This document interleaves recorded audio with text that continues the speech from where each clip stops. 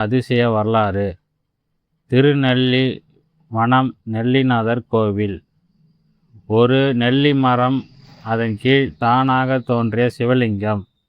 அந்த இடம் இன்று ஆயிரக்கணக்கான பக்தர்கள் வழிபடும் அதிசய திருத்தலமாக மாறியுள்ளது. இது சாதாரண கோவில் இல்லை, இதுதான் திருநெல்லி வனம் சுயம்பு நெல்லிநாதர் திருத்தலத்தின் மர்மமான வரலாறு. பழங்காலத்தில் இந்த பகுதி முழுவதும் நெல்லி மரங்கள் நிறைந்து காடாக இருந்ததாம். ஒரு நாள் அந்த காட்டில் மேய்ந்த பசு ஒன்று தினமும் ஒரு குறிப்பிட்ட இடத்தில் பாலை சுரந்தது. இதை கண்ட கிராம மக்கள் ஆச்சரியப்பட்டனர். அந்த இடத்தை தோண்டி பார்த்தபோது மண்ணுக்குள் இருந்த ஒரு சுயம்பு சிவலிங்கம் வெளிப்பட்டதாக கூறப்படுகிறது.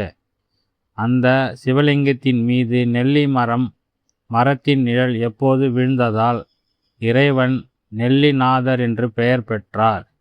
இந்த திருத்தலத்தில் வழிபட்டால் பித்ர் தோஷம், குடும்ப பிரச்சனை, மன அழுத்தம் குறையும் என்று பக்தர்கள் நம்புகிறார்கள். மேலும் நெல்லிமரம் ஆயுள், ஆரோக்கியம், ஆன்மீக சக்தியின் சின்னமாக கருதப்படுவதால் இங்கு வரும் பக்தர்கள் நெல்லி பழம் சமர்ப்பித்து வேண்டுதல் செய்கிறார்கள். சிவன் தானாக தோன்றிய இந்த இடத்தில் ஒரு அமைதியான அதிர்வு இருப்பதாக பலர் உணர்கிறார்கள். இங்கு ஒரு முறை மனதார பிரார்த்தனை செய்தால் வாழ்க்கையில் தடைகள் நீங்கி வழி திறக்கும் என்று நம்பப்படுகிறது. நெல்லி மரத்தின் கீழ் தோன்றிய சிவசக்தி இன்றும் பக்தர்கள் வாழ்க்கையில் அதிசயங்களை நிகழ்த்து கொண்டு இருக்கிறது.